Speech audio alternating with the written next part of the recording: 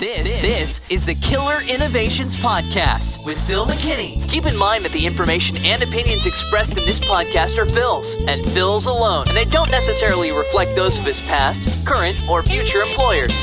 Now, here's Phil McKinney. Welcome to the Killer Innovations Podcast. Now, no doubt you probably thought I'd either died, fallen off a cliff, or had totally given up on producing any new podcast. Well, you're wrong. Recently, on October 31st, I announced that I'll be retiring from Hewlett-Packard after 9 years as the Vice President and Chief Technology Officer for the Personal Systems Group.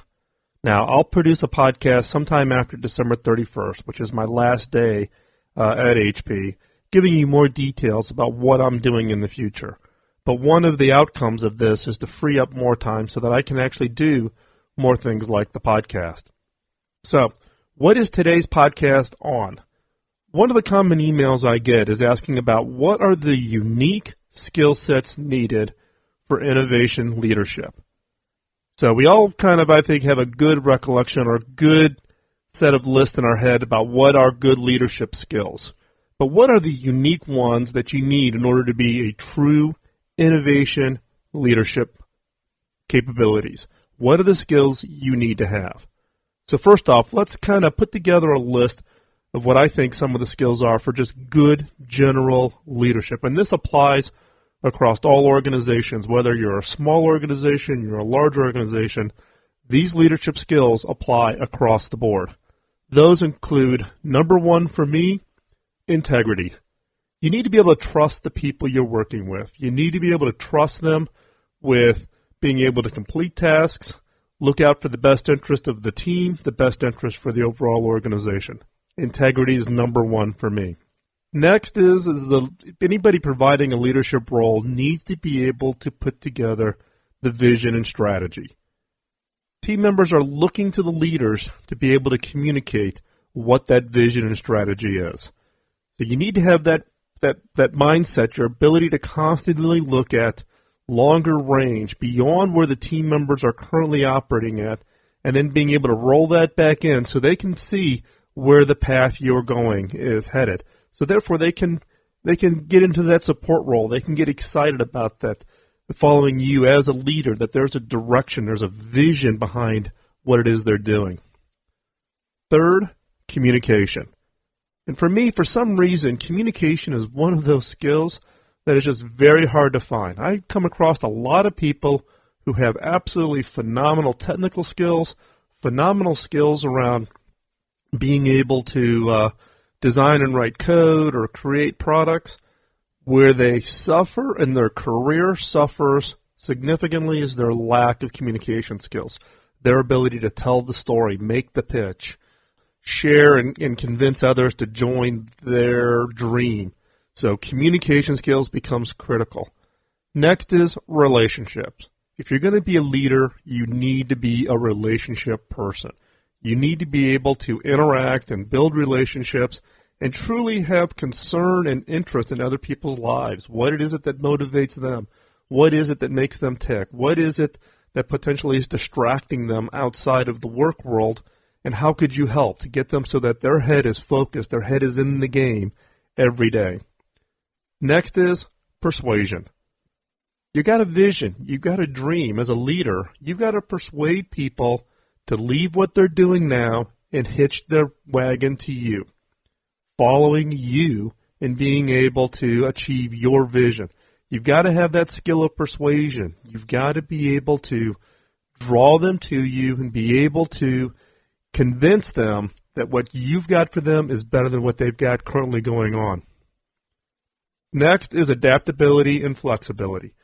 There's nothing worse than being a leader who's rigid, because it's no longer about teamwork. It's about simply some leader acting as a dictator and everybody being lockstep with them. So as a leader, you've got to be adaptable and you've got to be flexible.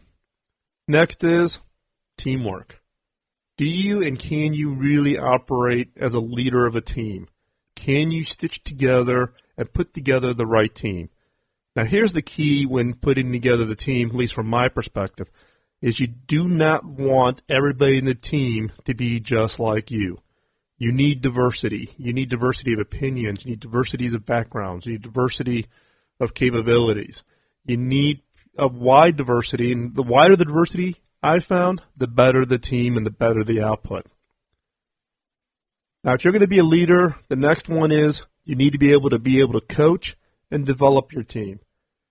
Don't look for people who are already at the high end of their careers. Find those young and upcoming people within your organization, or go hire them from the universities, or bringing in interns. But if you do that, you need to be able and be willing to coach them and develop them. Just don't drop them into the deep end of the pool and watch them flounder. Work with them. Help them really develop that skill set. The benefit of this is the fact that you get to provide them with the development and the skills they need, and you're not unteaching bad skills that they've learned someplace else. Next, decision making. For some reason, leaders lack, really, I would call, the guts to make the call. What you get paid the salary for. Sitting around and doing voting and trying to drive consensus is just simply a cop-out. You're the leader. Make the call. If you're going to take a leadership role, you've got to get comfortable making the call and recognizing that, guess what? Some of the calls you make may be wrong. You may be totally off the mark. And that's okay. If you're wrong, catch it early, change and adjust, and move on. But you've got to make the call. Sitting around and not making the call just hurts the organization and hurts any progress you can have. And then last, and this is probably the one skill that I probably struggle with, is planning and organizing. You know, I'm kind of that idea guy. I can go out and I can come up with the great ideas and motivate teams and get out there and really communicate the message. Sitting at my desk and doing the meticulous planning and doing the meticulous organizing in order to make it happen is not a skill that I really have in my quiver. So what do? I hire people that work on my team who do that very, very well. So this basic list that we just went through was the leadership skills, just the base leadership skills that everybody needs in order to be a successful leader within the organization. And that doesn't matter whether you're the leader of the shipping department or you're the leader of a large organization. So what's different? What skills do you need differently to truly be an innovation leader, to have that innovation leadership skills that are critical to really drive the innovation agenda within an organization? Couple things. Innovation leadership means taking risks. In a lot of leadership roles, it's about avoiding risks. Don't take risks. Don't make sure there's no downside. Make sure there's only upside. And so a lot of core leadership skills are built around, or leadership decision-making processes around, reducing or eliminating risks. In the case of innovation leadership, it means taking the risks. You have to take the risks. You have to get comfortable with the fact that 9 out of 10 actions you're going to take are going to fail. We've been trained in all of our leadership training and our management training and in organizations that if you have a failure, that, oh my God, that ruins your career. In the case of innovation leadership skills, you need to get comfortable with it being flipped. 9 out of 10 decisions you make, 9 out of 10 actions and programs and activities you start will end in failure. They'll end up in a pile of rubble, smoke coming out of it, right? You got to get comfortable with that.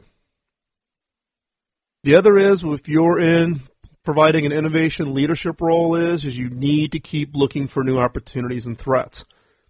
Leadership skills in the core organization really is about stability and moving forward and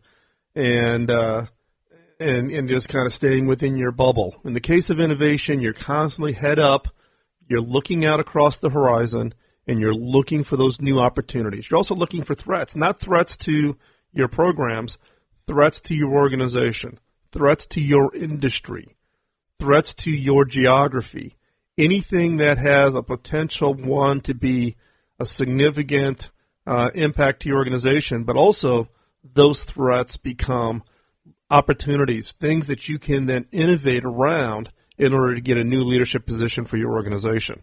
So innovation leaders are constantly looking around for these new opportunities and these new threats. Now, next is innovation is about change. Stability is the death of innovation. It's always about constant change.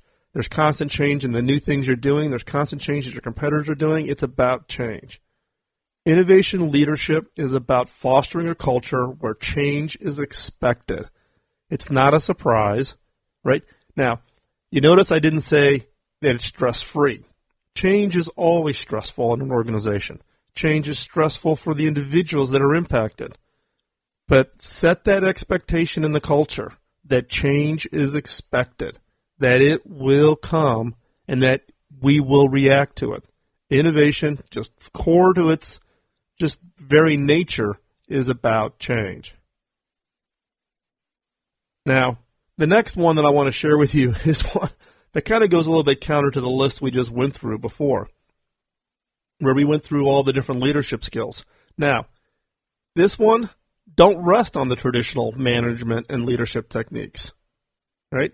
We tend to like to get comfortable with a set of process and a set of rules, and this is the way it always operates, right?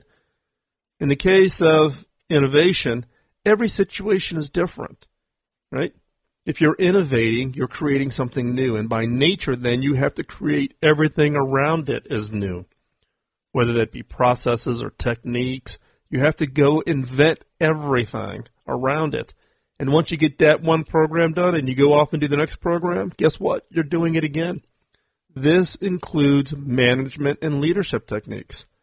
You need to find and invent, literally, the way you manage and the way you do leadership.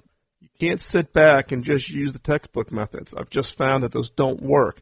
And every program, every project, every team requires its own little tweaks and changes to the leadership techniques in order to make that team successful. Now next, innovators by nature are optimists, or you at least should be an optimist. If you're a pessimist, you probably shouldn't be in the innovation game. Innovation is about being an optimist. If you are an optimist, then show it in your leadership style. Don't be the doom and gloom person walking around going, oh my God, the sky's falling.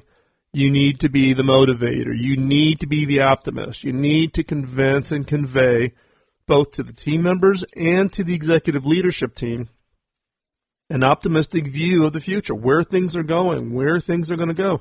Now, you can't be kind of, it's always sunny and rose-colored glasses. You've got to have a realistic view. But by nature, innovation is about progress. Innovation is about winning. Innovation is about achievement. That, by nature, has an optimistic feel to it. You need to have that in your leadership style.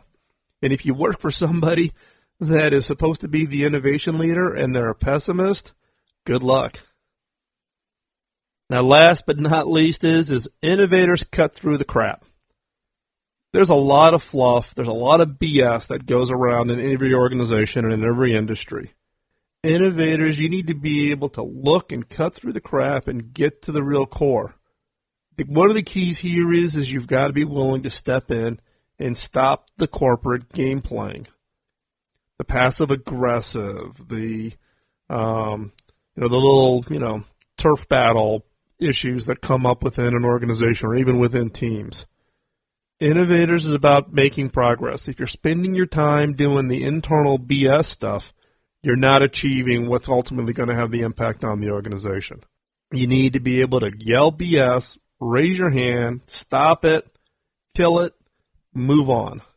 And this, by doing this and doing this early and doing this often in any program as an innovation leader, team members will flock to you. Because nobody wants to play the internal politic game. They want to build something. They want to have impact. They want to change the world. And the more time you spend battling the internal BS, the less you have that ability to go out and change the world. So, innovators by nature cut through the crap.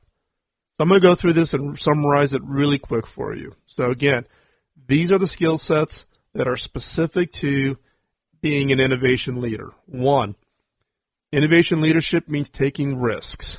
2, innovation leadership is about constantly looking for new opportunities and threats. There is zero ability to stand still and be comfortable with where you're at. You're always looking for the next thing. Innovation is about change. You need to foster a culture where change is expected. Next, don't rest on traditional management and leadership techniques. Every situation is different, and therefore, management and leadership techniques need to be tweaked and changed. Next, innovators are optimists, and show it in your leadership style. Show it in your communication style. And last, innovators cut through the crap. Don't let the internal BS bog you down. Stop it, kill it, prevent it, minimize it, and allow your teams to be focused on changing the world. So, hopefully that was helpful to you. It's an answer to a couple of emails that I've gotten. And again, I'm looking forward to getting back and producing more podcasts for you over the next coming weeks as I finally get myself unraveled from my day job. So, in closing, let's connect. I'm on LinkedIn, I'm on Facebook, Google+, you name it, I'm on it. Let's connect if we're not already connected. If we do connect, drop me a note and let me know, okay? I get a lot of requests, for instance, on LinkedIn from people who don't say anything. They just offer a connection, and I tend to decline those. But if you want to connect with me, I'm more than willing to connect. Would love to connect with you in whatever social network means you want. I'm obviously on Twitter and post there quite regularly so that you can keep up with what I'm doing. Drop me a note. I know it's been a while since I've done the podcast. I'm interested in getting your thoughts and your feedback and ideas for future shows. I'm going to be putting the shows out on a much more regular basis going forward now. So drop me a note. The email address is feedback@philmckinney.com, or you can go over to philmckinney.com and click on the contact page and just drop me a note that way also. If you haven't been over, the philmckinney.com site has gone through a pretty massive redesign to make the content easier to find. It's got a whole new graphic look for it. I contracted with a small but a very, very creative firm here in Silicon Valley called Pure Matter, and they've led the redesign of the site. It launched, I'm going to say, like the third week of October. So if you haven't been over there to look at it, stop by. Now, if you haven't heard, and I would be surprised if you haven't heard, but my first book, Beyond the Obvious, will hit store shelves on February 7th. So for those of you who've been regular listeners of the podcast over the last 6+ years, and have been constantly asking me about when the book is coming out, the book is done, coming out February 7th. It's being published by Hyperion. It will come out in hardback. It'll be available worldwide in English, and there'll be other language translations coming following that, and I'll have an update on that soon. Most of the book is dedicated to the killer questions, and in fact, the title of the book is Beyond the Obvious, Killer Questions That Spark Game-Changing Innovation. So more than half of the book is dedicated to the killer questions, and for each question, there's stories and examples, etc. There's a chapter in the book that covers exactly how to run a Killer Innovations workshop. There's a chapter on the corporate antibodies. So it's a pretty complete collection of the bits and pieces from the podcast, from the blog, and entirely new material. And in fact, I would probably say roughly about half of the questions in the book have not been yet covered in the podcast or on the blog site. So I would say I'd probably say about half of the questions have never been covered. So I would encourage you to go over. There's more information about the book. The best way is to go over to beyondtheobvious.com, and that's the landing page. There'll be a new site that goes on to that URL as we get closer to the book launch, but you can go there now and see information, and you can actually pre-order the book. There will be both print versions and digital versions and audio versions, all the things that you would normally associate with the book publishing industry these days. So, again, I'd love to have you go over there and take a look and pre-buy the book and read it and enjoy it. There'll be other materials that we'll be releasing. If you go over to Beyond the Obvious and you submit your email address, then you'll get notified about free chapters that will be made available starting here in another 3 or 4 weeks for the book. So again, if you go over to Beyond the Obvious, submit your email address, and you'll get an email notification with links to free chapters and early release material from the book so that you'll have a chance to take a look at that before the book actually hits the store shelves. So with that, again, I'm looking forward to getting back on track and getting the podcast back on a more regular schedule. I look forward to your feedback and hope you have a great week here. We'll talk to you soon. Bye-bye.